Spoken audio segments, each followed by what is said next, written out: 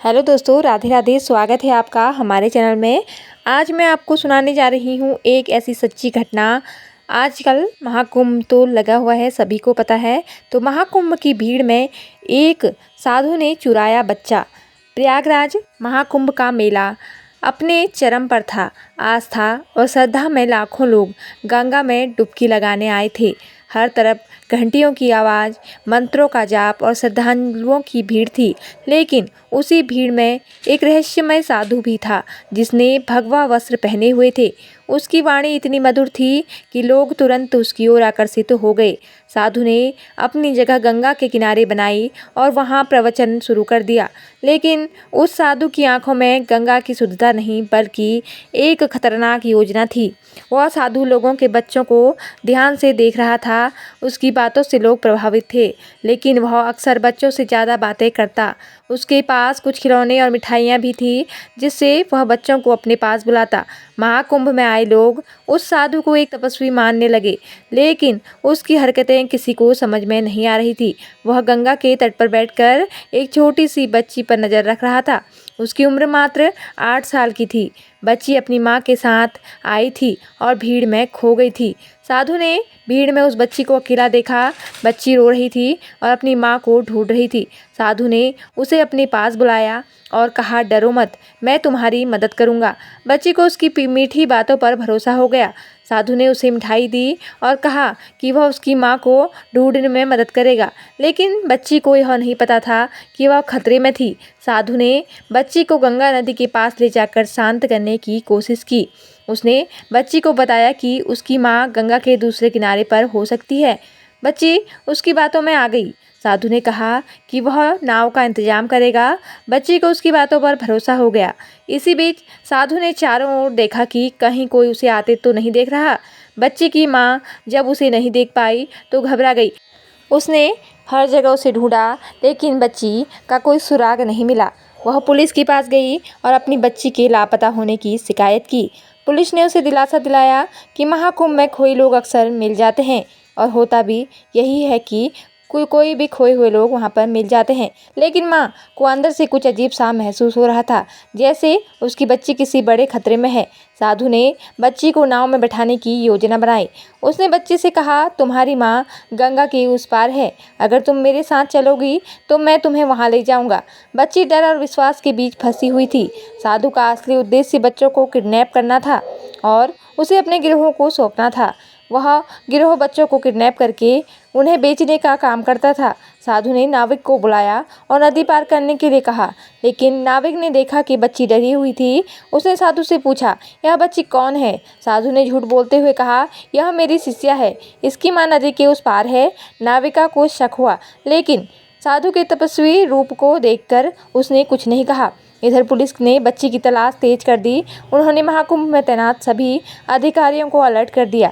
बच्ची का फोटो हर अधिकारी को दे दिया गया। पुलिस को भीड़ में एक संदिग्ध साधु के होने की सूचना मिली, जो बच्चों के साथ देखा गया था। अब पुलिस का ध्यान उस साधु पर था। नाव में बैठने के बाद बच्ची को कुछ अजीब सा महसूस हुआ। उसने साधु से कहा, मुझे मेरी माँ के पास ले चलो। लेकिन साधु ने उसकी बातों को अनसुना कर दिया। बच्ची ने चुपचाप गंगा के पानी में अपनी माँ का नाम पुकारा। नाविक ने यह सुना और उसका शक और गहरा हो गया। जैसे ही नाव गंगा के बीच पहुंची, पुलिस ने किनारे से साधु को पहचान लिया। उन्होंने नाविक को रुकने का इशारा किया। साधु ने पुलिस को देखते ही घबराहट में बच्ची को पकड़ लिया। उसने नाविक से कहा, नाव तेज से चलाओ। लेकिन नाविक अब समझ चुका था कि वह साधु साधारण व्यक्ति नहीं था।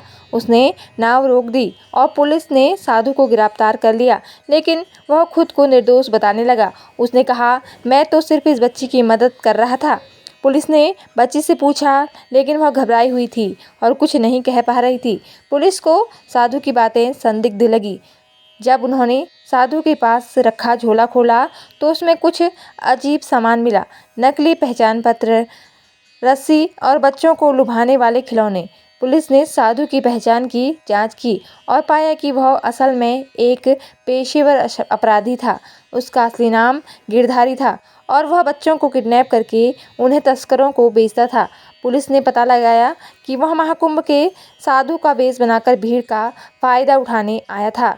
बच्ची के माता पिता ने जब यह सुना तो उनका खून खौल गया।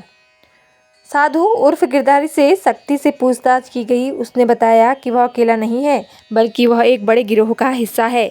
वह गिरोह धार्मिक मेलों और त्योहारों का फायदा उठाकर बच्चों को किडनैप करता था। गिरधारी ने पुलिस को गिरोह के मुख्य सरगना का नाम बताया, राकेश। बच्ची ने धीरे धीरे अपने डर को काबू में किया और पुलिस को बताया कि साधु ने उसे उसकी मां से मिलाने का झांसा दिया था। उसने यह भी बताया कि साधु उसे गंगा पार ले जा रहा था। यह सुनकर पुलिस को यकीन हो गया था कि गिरधारी ने बच्ची को किडनैप करने की पूरी योजना बनाई थी। पुलिस ने गिरधारी से मिले सुराग से गंगा किनारे छानबीन शुरू की। उन्होंने देखा कि मेले के पास एक छोटा सा तंबू था, जिसमें और भी बच्चों को बंद करके रखा गया था। बच्चों को वहां से रेस्क्यू किया गया। वह तंबू उस गिरोह के ठिकानों में से एक था। गिरधारी ने पुलिस को गिरोह के मुख्य सरगना का नाम राकेश बताया। राकेश पूरे देश में किडनैपिंग नेटवर्क चलाता था। पुलिस ने उसे पकड़ने के लिए जाल बिछाया। गिरधारी को गुप्त रूप से राकेश के पास भेजा गया ताकि वह उसे विश्वास में लेकर बाहर ला सके। राकेश ने गिरधारी पर भरोसा किया और अपने अड्डे का पता दिया। पुलिस ने तुरंत उस जगह पर छापा मारा और वहां उन्होंने और भी कई बच्चों को बंद पाया। राकेश ने भागने की कोशिश की, लेकिन पुलिस ने उसे धर दबोचा। यह ऑपरेशन बहुत जोखिम भरा था, लेकिन पुलिस ने उसे सफलतापूर्वक अंजाम दिया। पुलिस ने सभी बच्चों को उनके परिवारों से मिलाया। बच्ची की मां अपनी बेटी को देखकर फूट फूट कर रोने लगी। बच्ची ने अपनी मां को गले लगाते हुए कहा, मुझे माफ़ कर दो मां। यह दृश्य इतना भावुक था कि वहां पर मौजूद हर व्यक्ति की आंखों में आंसू आ गए। गिरधारी को उसके अपराधों की सजा मिली। अदालत ने उसे और उसके गिरोह को कठोर दंड सुनाया।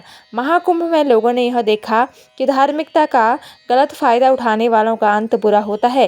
गंगा के तट पर एक बार फिर शांति लौट आई। यह घटना एक सीख बन गई कि हमें किसी पर भी आंख बंद करके भरोसा नहीं करना चाहिए। माँ गंगा ने इस बार एक अपराधी को बेनकाब करने में मदद की। तो मित्रों, एक बार सच्चे मन से बोले हर हर गंगे। सालों से प्रतीक्षा कर रही थी मधु कुंभ के मेले में जाने की। यह अवसर किसी त्योहार से कम नहीं था। पति मोहन, सास ससुर और उनकी 3 साल की प्यारी बेटी प्रिया के साथ इस बार उन्होंने कुंभ मेला घूमने का निर्णय लिया। मधु के लिए यह यात्रा न केवल आध्यात्मिक थी, बल्कि उसके परिवार के साथ समय बिताने का भी मौका था। सुबह सुबह सभी ने संगम स्नान का पवित्र अनुभव लिया। मधु ने प्रिया को अपनी गोद में उठाया और उसकी हंसी की मिठास में खो गई। प्रिया पहली बार इतना बड़ा मेला देख रही थी। उसकी छोटी छोटी आंखें चमचमा रही थी। हर ओर के दृश्य उसे आकर्षित कर रहे थे। मधु ने ध्यान दिया कि मेले में साधु संतों के तंबू और भव्य झांकियां जगह जगह सजी थी। धार्मिक भजन और मंत्रोच्चारण की गूंज वातावरण को दिव्यता से भर रही थी। मेले में घूमते घूमते मधु और मोहन ने सोचा कि प्रिया को झूला दिखाया जाए। झूले के पास भीड़ थी, लेकिन प्रिया की खुशी के लिए उन्होंने कतार में खड़े होने का निर्णय लिया। सास ससुर पास की दुकान पर प्रसाद लेने चले गए। जब प्रिया झूले पर बैठी तो उसकी मुस्कान से मधु का दिल भर आया। लेकिन जैसे ही झूला खत्म हुआ और उन्होंने प्रिया को उतारने के लिए हाथ बढ़ाया, तो वह कहीं दिखाई नहीं दी। मोहन, प्रिया कहाँ है? मधु के चेहरे पर घबराहट थी। मोहन भी इधर उधर देखने लगा, लेकिन प्रिया का कोई पता नहीं था। उसी समय मधु ने देखा कि एक साधु गेरुआ वस्त्र पहने हुए प्रिया को गोद में उठाए भीड़ में तेजी से जा रहा था। मधु चिल्लाई, मोहन, वह हमारी प्रिया है। और उस साधु ने के पीछे भागने लगी। मोहन भी उसके साथ दौड़ा। साधु ने जैसे ही देखा कि कोई उसके पीछे आ रहा है, तो उसने अपनी गति बढ़ा दी और वह भीड़ में गायब हो गया। मधु रोने लगी। उसका दिल बैठ गया था। मेरी बच्ची, मेरी प्रिया। वह उसे ले गया। मोहन ने तुरंत पास की पुलिस चौकी पर जाकर शिकायत दर्ज करवाई। इंस्पेक्टर अमन कुमार ने पूरे मामले को गंभीरता से लिया। उन्होंने तुरंत मेले में लगे सीसीटीवी कैमरों की जांच शुरू कर दी। इंस्पेक्टर ने मधु को आश्वस्त किया, मैडम आप घबराएं नहीं, हम आपकी बच्ची को ढूंढ निकालेंगे। मेले की सुरक्षा टीम को अलर्ट कर दिया गया। मधु की आंखों में आंसू रुकने का नाम नहीं ले रहे थे। वह हर साधु को देखकर चिल्लाती, यह वही है, यह वही है। पुलिस की टीम ने कैमरे में देखा कि वह साधु एक गली की ओर भागा था। उस क्षेत्र को खंगालने के लिए टीम को भेजा गया, लेकिन वहां कोई नहीं मिला। मधु और मोहन पूरी रात जागते रहे। मधु की आंखें लाल हो चुकी थी। उसकी मां होने की भावना उसे शांत नहीं होने दे रही थी। सुबह होते ही पुलिस ने फिर से जांच शुरू की। एक सब्जी बेचने वाली महिला ने पुलिस को बताया कि उसने एक साधु को बच्ची के साथ नदी की ओर जाते हुए देखा है। टीम नदी की ओर भागी। वहां एक झोपड़ी में साधु मिला, लेकिन बच्ची नहीं थी। साधु को पकड़कर जब पुलिस ने सख्ती से पूछताछ की तो उसने बताया कि मैंने बच्ची को नहीं चुराया, वह बच्चा चोर गिरोह का काम है। मैंने तो उसे गिरोह के चंगुल से बचाया था और उसे सही जगह ले जाने की कोशिश कर रहा था। साधु की बात पर पुलिस को शक हुआ, लेकिन उसने एक महत्वपूर्ण जानकारी दी। उसने बताया कि पास के जंगल में एक समूह है जो छोटे बच्चों को चुराकर उन्हें बेचता है। इंस्पेक्टर अमन कुमार ने तुरंत टीम बनाई और जंगल में छापा मारा। वहां एक सुनसान जगह पर एक बड़ा तंबू था। तंबू के अंदर कई बच्चे थे और उनमें प्रिया भी थी। मधु ने जैसे ही अपनी प्रिया को देखा तो दौड़कर उसे गले लगा लिया। उसकी आंखों से आंसुओं की धार बह रही थी। गिरोह के सरगना और उसके साथियों को गिरफ्तार कर दिया गया। इंस्पेक्टर अमन कुमार ने मधु और मोहन को उनकी बच्ची को सुरक्षित सौंपते हुए कहा, यह भगवान की कृपा है कि हमने सही समय पर बच्ची को बचा लिया। मधु ने पुलिस टीम को धन्यवाद किया। वह इस पूरे अनुभव से टूट चुकी थी, लेकिन उसकी प्रिया की मुस्कान ने उसे फिर से जीवित कर दिया। यह घटना मधु और उसके परिवार के लिए एक बड़ा सबक थी। उन्होंने समझा कि बच्चों की सुरक्षा सबसे महत्वपूर्ण है। कुंभ का मेला समाप्त हो गया, लेकिन इस घटना ने मधु के दिल और दिमाग में गहरी छाप छोड़ दी। अब वह जहाँ भी जाती अपने बच्चों के प्रति सतर्क रहती।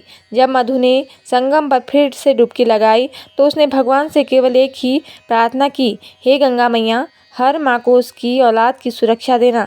पवित्र संगम की लहरें उसकी प्रार्थना को सुनती प्रतीत हो रही थी। उस दिन मधु ने समझा कि आस्था और सतर्कता का संगम ही जीवन की सबसे बड़ी सीख है। महाकुंभ के दौरान साधु संत अपने तप, साधना और अलौकिक शक्तियों के कारण चर्चा में रहते हैं। एक प्रसिद्ध कहानी एक ऐसे नागा साधु की है जो किसी समय महाकुंभ में अपने चमत्कारों के कारण बहुत प्रसिद्ध हुआ करता था। कहानी के अनुसार एक बार कुंभ में भीषण सूखा पड़ा। श्रद्धालुओं पानी की कमी से परेशान थे और संगम पर स्नान करना लगभग असंभव हो गया था। तब एक नागा साधु जो वर्षों से तपस्या कर रहा था, संगम तट पर आया। उसने घोषणा की कि वह अपनी साधना और भगवान की कृपा से बारिश ला सकता है। साधु ने गंगा किनारे ध्यान लगाया शुरू किया। वह घंटों तक बिना हिले डुले बैठा रहा। लोगों का कहना है कि अचानक आकाश में बादल गिरने लगे और तेज बारिश होने लगी। संगम का पानी बढ़ गया और श्रद्धालुओं ने उसे चमत्कार माना। यह घटना इतनी प्रसिद्ध हुई कि लोगों ने उस साधु को गंगा तपस्वी कहने लगे। इसके बाद उस साधु ने अपना अधिकांश जीवन गंगा के किनारे ही बिताया और लोगों की भलाई के लिए अपने तप का उपयोग किया। महाकुंभ में कई साधुओं को अपनी यौगिक और तपस्वी शक्तियों का प्रदर्शन करते हुए देखा जा सकता है। कोई पानी पर चलने की कोशिश करता है तो कोई अग्नि में बैठकर ध्यान करता है। इन चमत्कारों को वैज्ञानिक दृष्टिकोण से समझना कठिन होता है, लेकिन इनका आध्यात्मिक महत्व बहुत है। महाकुंभ केवल चमत्कारों का मेला नहीं है, बल्कि यह मानवता, भक्ति और विश्वास का ऐसा संगम है जो दुनिया भर के लोगों को जोड़ता है। इन कहानियों का उद्देश्य चमत्कारों को सिद्ध करना नहीं है, बल्कि यह दिखाना है कि श्रद्धा और विश्वास में कितनी शक्ति होती है। तो दोस्तों, आप जब भी महाकुंभ जाएं, अपने छोटे छोटे बच्चों का ध्यान जरूर रखें। कुछ लोग ऐसे होते हैं जो तपस्वियों और महापुरुषों का गलत फ़ायदा उठाकर बच्चों को किडनैपिंग और अन्य अपराध करते हैं। तो दोस्तों, इन लोग ऐसे लोगों से सतर्क रहें और हमारी उत्तराखंड की संस्कृति से जुड़े रहें, सनातन धर्म से जुड़े रहें। सनातन धर्म ही हमारी उत्तराखंड संस्कृति की पहचान है। तो दोस्तों, इसी के साथ हमारी जानकारी समाप्त होती है। आप लोग इस जानकारी पर अमल करें और अगर वीडियो आपको पसंद आई हो तो लाइक ज़रूर करें और सब्सक्राइब भी ज़रूर करें। ऑल का बटन जरूर दबाएं। ऐसी ही आध्यात्मिक और ज्ञानवर्धक कहानियाँ हमारे चैनल पर सुनने को मिलती रहती हैं। धन्यवाद। जय माता दी।